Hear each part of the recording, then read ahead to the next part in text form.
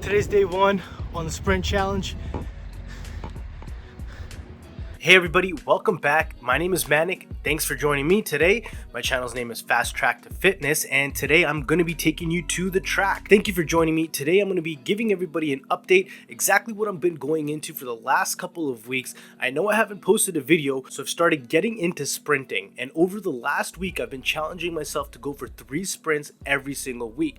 The reason why I'm doing this is because I feel like I've hit a plateau and I really want to get back into losing weight. I've been doing a lot of research on sprinting, and sprinting is a great way to keep yourself anabolic and help you lose weight. At the same time, it's a great workout for your full body. So not only am I going to be fasting, doing 1 meal a day, but I've also taken on another challenge, which is sprinting. I'm going to be sprinting for 60 days, and I'm going to be giving you guys a transformation video by the end of this. So this is what I'm going to be doing. I'm going to be doing 3 sprints every single week. That means that I'm going to be doing 4 sets of sprints, and in those 4 sets, my goal is to really just get everything I can out of my body and leave it all on the track, hence Fast Track to Fitness. So I want to give everyone an update exactly what I've been doing for the last couple of weeks. I've actually been on vacation, and in that vacation I've put on some weight. I actually put on a lot more weight than I thought I would. So in my last video you probably saw I was at 192 pounds. Well, you're in for a shocker. I've actually gained quite a bit of weight. So I went from 192.6 to 205.8. I've actually gained over 13 pounds, 13.2 pounds to be exact. So while I was on vacation, I wasn't holding back. I was not fasting. I was eating multiple times through the day. I was drinking alcohol almost on a daily basis. Again, I'm trying to enjoy myself. You have to remember, over the last 8 months, I've been going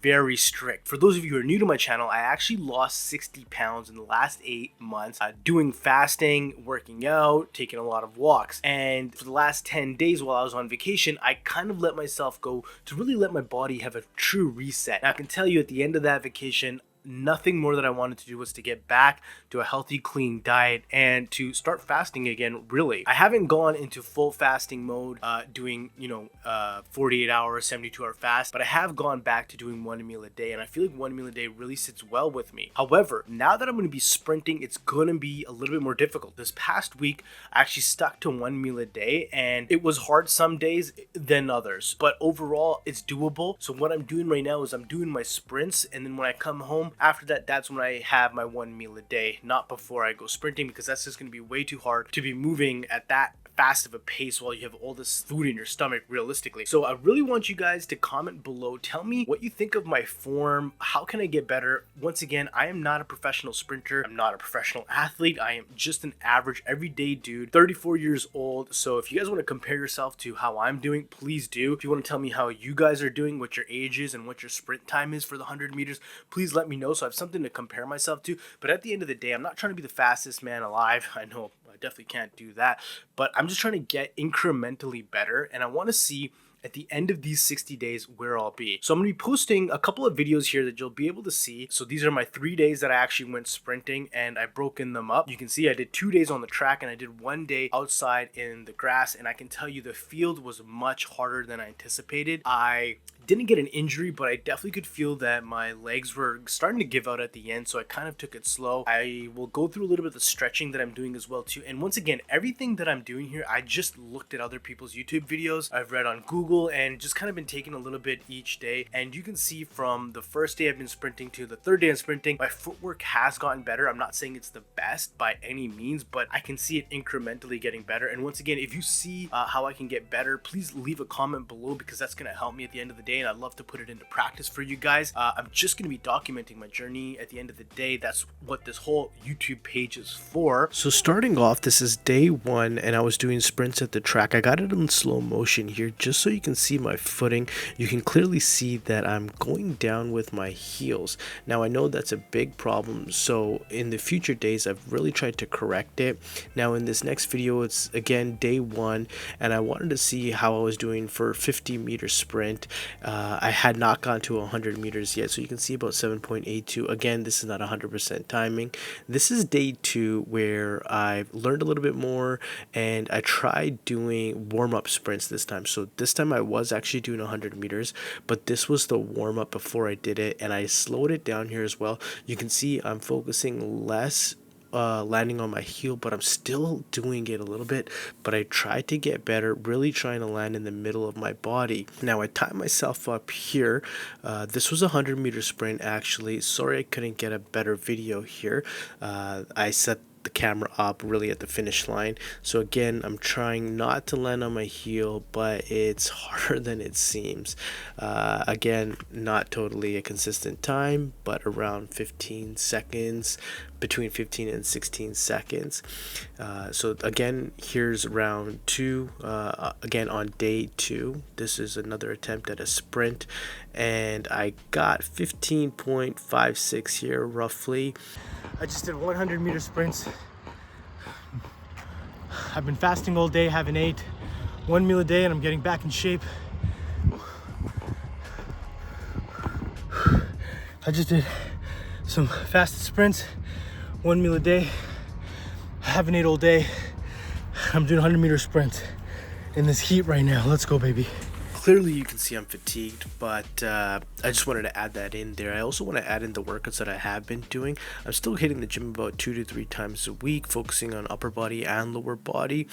I'm totally, focusing on the sprints for sure, but I still want to incorporate lifting into my weekly routine, although it's not going to be the main thing that I'm looking to do, as sprinting and walking is still going to be the main cardio exercise and probably overall exercise that I am doing. In terms of what I should be doing for stretching, I looked at YouTube and different types of videos, A jumps, B jumps. I'm still kind of confused on them. I'm trying my best to incorporate them into my sprinting routines. However, I'm not the best at it. Again, please drop a comment below in terms of what I should be doing to help these sprints of mine and getting ready for them. I am trying to stretch out my hips here a little bit. As you can see, again, I just watched some YouTube videos. This was a pretty common thing to do, and I am stretching before I go sprinting at home, and I'm also stretching when I come home. That has helped. So this is day 3, and I started sprinting outside on day 3 because I was just too tired to get to the track, and I'm doing some warm-up sprints here again on the grass. Here I slowed the video down for you guys. Again, you can see how my body is as well as how my feet are landing. Again, I'm trying to get better. This was also on the grass, which I found was much harder, but you can see my footing here is a little bit more difficult because the grass is in the way, but I am trying to get more to the front of my foot landing and just more of the whole foot in general landing instead of landing completely on my heels. This is when I did the 100-meter sprint on grass. The time isn't accurate, of course. I think it definitely added about 2 to 3 seconds onto my full 100-meter sprint. Now, by the end of this sprint, I was really exhausted. Clearly takes way more out of you than on the track, I've noticed. There is also a hill at this park, which I'm going to be incorporating in my future sprints. However, I feel like I need to get my legs much stronger. I am coming off of a hamstring injury, a back injury, and I have ankle injuries. So overall, I need to take this slow. And I've always wanted to get back into sprinting. I've actually hated running. I'm not a long distance runner. I've never liked running. Sprinting is something that I've always been fascinated with. Watching the Olympics and watching these women and men just absolutely crush it on that track was so inspiring. And I think watching the Olympics has really, got me fired up, and maybe it's gotten a lot of you fired up out there as well too. So hopefully you enjoy these videos that I'm going to be coming out on a weekly basis, which I will try to do. Once again, I am going to be trying to do sprints 3 times a week and giving you guys an update on how this is going. You'll see what my time is as well in on these videos. Again, it's not totally accurate. What I did was I estimated at the time that I'm running, and when I cross the imaginary 100-meter line, which I measured out using an app, and also on the track it actually says like what 100 meters is. So I don't think I'm too bad. I've kind of researched, and I feel like I'm kind of in the middle of average for my age, height, and weight for someone who did sports in my past, in my childhood. Now, just to give everybody a little background, I do come with injuries. I tore my right hamstring a few years ago. I've had a slipped herniated disc, which I'm just still coming off that injury, which I made a video about in my last video. So if you guys want to check that out, where I kind of talk a little bit about my injuries a little bit more. I've got asthma. So I'm not a perfect human being. I'm not in tip-top shape, but I'm trying to be the best that I can be, and really just trying to get myself better and try to break out this plateau. So 192 has been the lowest weight that I've been over the last 8 months, and I really want to break that 190 and get below it. My goal is still to be sub 180, 5'11 male. So just to kind of put that into perspective for everyone. If you want to see more of these videos and just want to see the documentation of my sprinting and my weight loss, hit that like and subscribe. It's going to actually push the algorithm so these videos get shown on a wider audience, so that other people may find some motivation or inspiration out of this, or just really that I can spread this information out. I'll try to look into the science of sprinting a little bit more as well too, if anybody wants to hear about that and just kind of what it does on muscle growth and what it does on fat loss. So far, everything that I've been reading and looking at seems like it's very beneficial to be doing. Again, I'm not a long distance runner. I find it gets boring really fast, whereas sprinting, I feel it just really takes over, gets that competitive drive out of me. I've played a lot of sports in my childhood. I've played basketball, football, everything, but I'm really concerned about getting injured, and because of that, I'm trying to shy away from those sports. I don't want to get injured, where sprinting is something that I can just do one-on-one, and I'm not going to, driving down the lane and I step on somebody's ankles. I've got horrible ankles. I've torn ligaments in my ankles, so I'm trying the best I can to be injury free while I can still push myself.